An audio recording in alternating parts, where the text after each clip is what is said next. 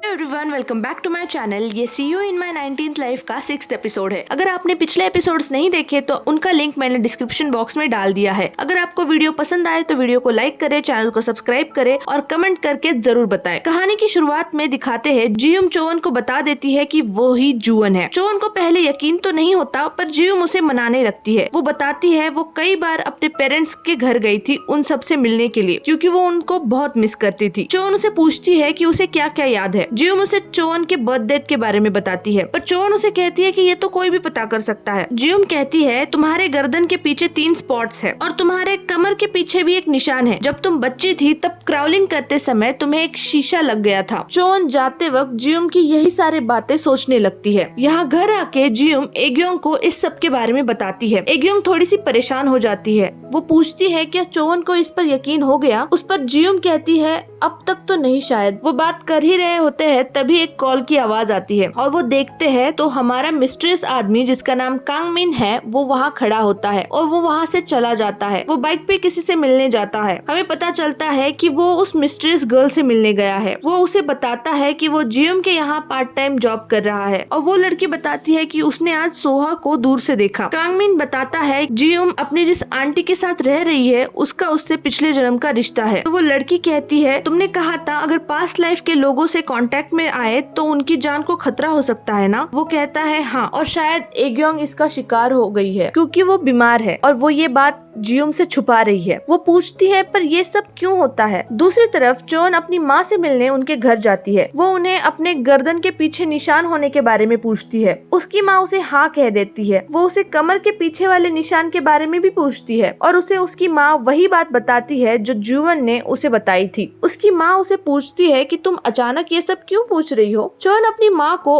और भी कुछ बातें पूछती है जो जियुम ने उसे बताई थी और उसकी माँ से उसे पता चलता है कि वो सब भी बातें सच थी। चोवन अपनी माँ से पूछती है कि जोवन एग्जैक्टली कैसी लड़की थी। दूसरे दिन वो होटल के बाहर काम के वक्त इन सब बातों के बारे में ही सोच रही होती है। तभी सोहा वहाँ आता है। वो उससे पूछती है कि क्या वो पिछले जन्म के बारे में यकीन करता है। वो कहता है तुम बिल्कुल अपनी बहन जैसी बातें करती हो। जोवन ने भी उसे एक बार इस बारे में पूछा था। जियुम ऑफिस से छुट्टी लेके अपने भाई को उन गुंडों के बॉस के बारे में पूछती है जिन्होंने सोहा को किडनैप किया था। वो उस बॉस से मिलने जाती है। वो बॉस और उसका साथी बात कर रहे होते हैं।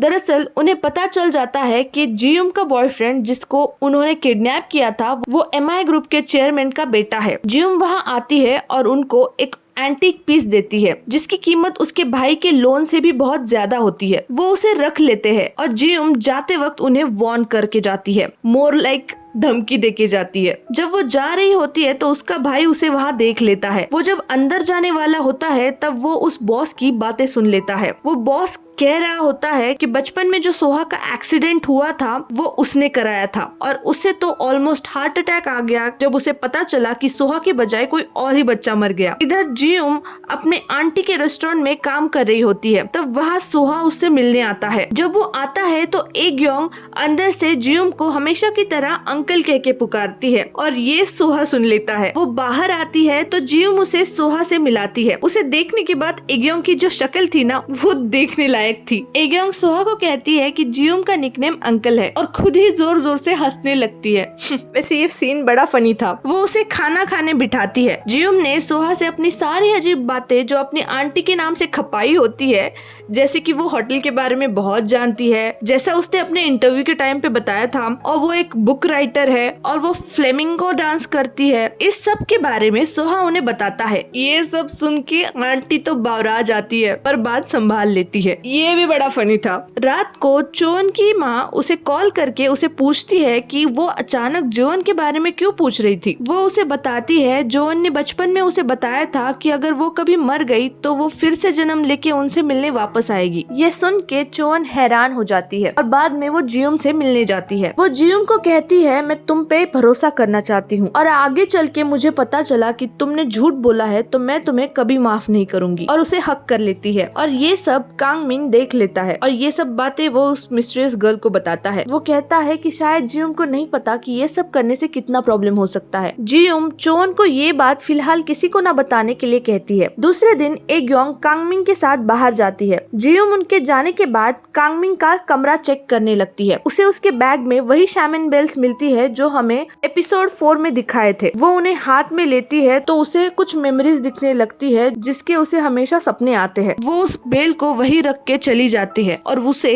कांगमिन देख लेता है। जूसुक मोबाइल में चोवन के बारे में सर्च कर रहा होता है तो उसे जोन के मौत का आर्टिकल मिलता है जहाँ लिखा होता है कि उस कार एक्सीडेंट में जियोम के साथ जिस ड्राइवर की मौत हुई थी उसका नाम मिस्टर हा था, जो कि दोयुन के पापा है। सोहा जब जॉगिंग कर रहा होता है तो उसे मैसेज आता है कि मुझे पता है तुम्हारा एक्सीडेंट किसने करवाया था। वो ये पढ़ के वहाँ से चला जाता है और वहाँ पीछे से जियोम का भाई जो छुपा होता है वो बाहर आता है और उसे कोसने लगता है कि उसने इस पे रिएक्ट क्यों नहीं किया। तभी अचानक वहाँ सोहा आ जाता है। वो सोहा को बताता है बचपन में जो उसका एक्सीडेंट हुआ था वो उसे मारने की साजिश थी और एक होटल में ले जाके गैंग लीडर ने जो सब बातें की थी वो सब बातें वो सोहा को बताता है। सोहा ये सब सुन के शॉक हो जाता है। उसे याद आता है एक्सीडेंट के वक्त किसी ने उसे वहाँ देखा था पर उसे बचाए बिना वहाँ से चला गया था। दूसरे दिन चोवन जब काम कर रही होती है तब जियोम वहाँ आती है और चोवन उसे देख के दीदी बुलाती है। ये सुन के सब लोग उसे अजीब तरह से देखने लगते हैं क्योंकि उनके लिए तो चोवन जियोम से उम्र में बड़ी है ना। जियोम ये देख के उसे अकेले में ले जाती है और उसे समझाती है कि भले ही पिछले जन्म में वो जुवन थी पर इस जन्म में वो जियोम है और वो उसे सबके सामने दीदी ना बुलाए। तभी उनको फोन बजने की आवाज आती है और वहाँ दोयुन होता है। वो उसे देख के पूछती है कि उसने क्या सुना। वो उन्हें बताता है उसने सब कुछ सुन लिया है पर उसे यकीन नहीं होता। वो जब जा रहा होता है तो जियोम उसे रोकती है और कहती है वो इस तरह गया तो उसे लगेगा कि वो चोवन को बेवकूफ बनाकर जोवन बनने का नाटक कर रही है। दोयुन कहता है पर यही सच है। इस बात से चोवन ऑफेंड हो जाती है और उसे बताने लगती है कि उसे यकीन कैसे हुआ और वो बेवकूफ नहीं है। दोयुन को मीटिंग में जाना होता है तो वो जाने लगता है तो जियोम उसे ये बात किसी को न बताने के लिए कहती है। वो जाने लगता है तो चोवन उसे रोकती है और कहती है मैं तुम्हें पसंद करती हूँ और दोयुन भी लाइक हाँ और चोयुन भी कहती है मेरा मतलब है मैं तुम पे भरोसा करती हूँ, सॉरी, और बहुत एम्बैरेस हो जाती है। ये लिटरली कुछ ज्यादा ही हो गया। सोहा जब गैंग लीडर से मिलने जा रहा होता है तब जियोम उसे देखती है। वो भी थोड़ी देर बाद जब वहाँ जाती है तो वो गैंग लीडर को किसी से फोन पे बात करते हुए सुन लेती है और उसे समझ आता है कि पिछले जन्म में उसका मर्डर हुआ था और उसे ये भी पता चलता है कि सोहा को भी ये पता चल गया है। सोहा ने गैंग लीडर को सच बताने के लिए 1 हफ्ते का टाइम दिया होता है। वो जब वापस जा रहा होता है तब उसे जूसुक का मैसेज आता है। वो उसे बता देता है कि उस कार एक्सीडेंट में जो ड्राइवर मरा था वो दोयुन के पापा थे। ये सुन के सोहा दोयुन के घर जाता है। इधर जियोम गैंग लीडर का गला दबा के उसे एक्सीडेंट के पीछे कौन था ये पूछती है। वो बताता है अगर उसने ये बात बता दी तो वो लोग उसे मार देंगे। यहाँ चुड़ैल लेडी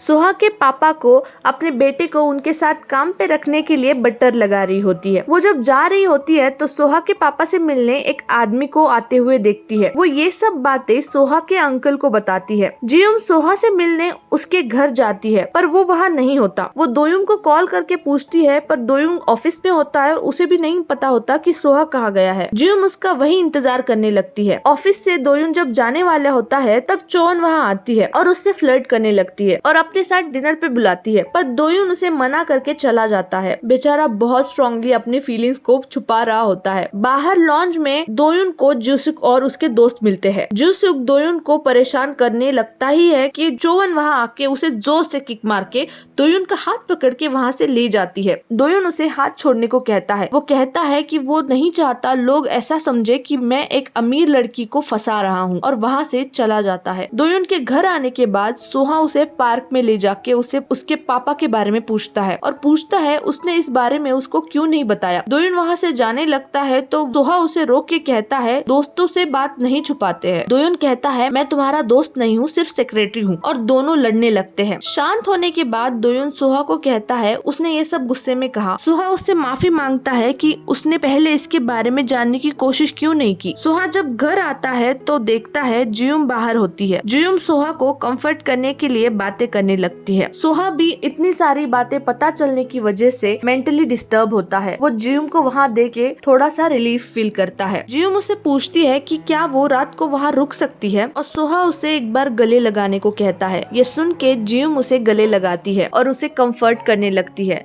जिसकी फिलहाल सोहा को बहुत ज्यादा जरूरत होती है। और इसके आगे क्या होगा ये हमें अगले एपिसोड में पता चलेगा। तब तक के लिए वीडियो को लाइक करें, चैनल को सब्सक्राइब करें। सारंगे।